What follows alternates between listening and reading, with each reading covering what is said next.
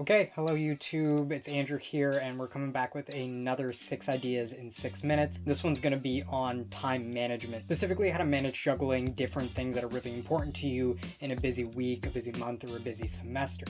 I got the idea from a question I answered on Reddit, and a student was looking for suggestions on how to prioritize hanging out with friends, their classes, study time, and all the different factors that go into school and having a successful semester. So I gave them some advice, and this is basically what that advice is. So let's just jump into it. So the first piece of advice is what I call minimum requirements, and that basically means every week there were certain things that I had to do, and specifically a certain threshold that I had to reach in order for me to feel like I accomplished what I had to. For example, say you need to study for one of your classes. Rather than just cramming all your study time on one day, you might schedule, say, 2 to 3 one-hour blocks throughout the week for you to review your notes, go through the textbook, do practice questions, or whatever that is. By scheduling those 2 or 3 one-hour blocks and giving them specific times throughout the week to do those, I'm essentially telling myself, this is all I have to meet, I just have to do this, and I've accomplished what I needed to. If I have extra time, I'll do some more studying, but 2 or 3 one-hour blocks throughout the week. So give yourself specific sort of requirements to reach, make them low and easy to reach, and then that way you'll be able to accomplish what you need to over time. The second piece of advice is make up time slots. So basically, similar to the minimum requirements, you want to give yourself multiple times throughout the week where you could be potentially working on something. And that way, if you happen to get busy or something comes up or you're just not in a good mood and you're not able to really focus during that, say, one time to study, you can postpone it till later on in the week without falling too far behind. For example, say you schedule 2 hours on a Monday to go through your notes and something comes up on a Monday night. Maybe you have a friend that's coming into town that you haven't seen in a while, so you want to hang out with them.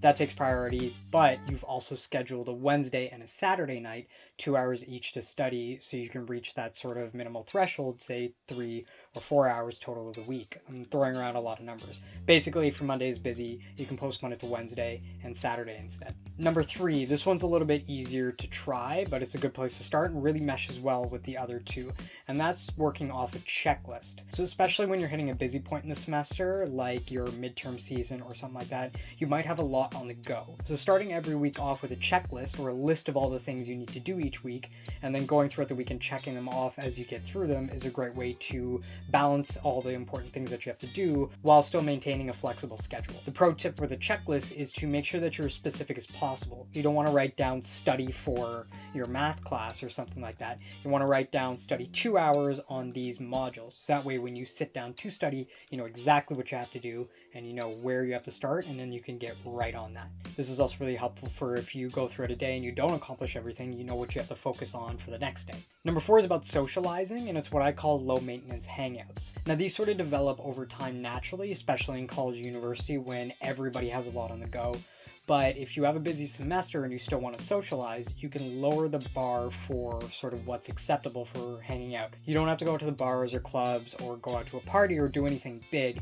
You can just ask your friends if they want to study together, maybe take a study break and go on a walk, or grab a bite to eat on campus or off campus, or just grab a quick drink. That way you can all still socialize without having to clear out an entire evening or make anything too big. This is especially important during the busy points in your semester when you have a lot on the go. Making sure you're still socializing and spending time with friends is really important for your mental health. But I understand it can be all daunting to want to spend time with friends when you have all that in the back of your mind. So scheduling low maintenance hangouts where you're all just doing something a lot simpler is going to be really helpful for you, so you can meet up with some friends, hang out for a little bit, and then get back to your work. Number 5 is scheduled you time. So during a busy semester, you can get really caught up in all the things that are going on. But it's really important to give yourself alone time so you can relax and recharge. And this goes for both introverts and extroverts. Believe me, I am the biggest extrovert ever. But it's important for me to have my time to myself just to check in and make sure I'm doing all right. For introverts, you probably need more time than I would,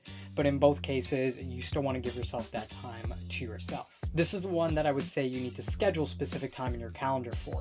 With everything else, you can move things around and be responsive to, the chaos of a busy week. But when it comes to you time, you don't want to jeopardize that. Believe me, if you try to be flexible with you time, you are going to end up having a lot of things interrupted. If friends try to ask you to hang out, just tell them, hey, I need this time to myself, or I already have something planned on this night, can we hang out at a later day? Or just rework anything that may interfere with it as best as possible, but try your best to keep that time for you. And the final piece of advice is to determine your main priorities. By this, I mean, in the chaos of a busy semester with a lot of things going on, it's easy to keep adding things to your list of things you have to do. But as we know, there's only a certain amount of time in each day and a certain amount of energy that you can commit to every task that you have to do. So maintain a very strict list of your absolute priorities and things that you have to do no matter what. That includes things like going to class, scheduling time to study, maybe socializing once a week, and then exercising 3 to 4 times a week. Your list may be a little bit different from everybody else's, but the goal here is to be tough on yourself and determine what you absolutely need to make sure that you're staying healthy and maintaining yourself during that busy period. That way, if things get too hectic, you're able to drop things that you know aren't that big of a deal and can be put on the back burner until things get a little bit less busy. Okay, those are the 6 pieces of advice. I hope they help you when it comes to managing a busy semester. I understand what it's like to go through school and have all these different priorities on the go and to kind of get overwhelmed there. So I hope that this helps you navigate the complexities of a busy semester and really organize your schedule. If you have any suggestions on how you manage a busy schedule, leave a comment below. Other than that, thank you for tuning in and have yourself a wonderful night. Take care.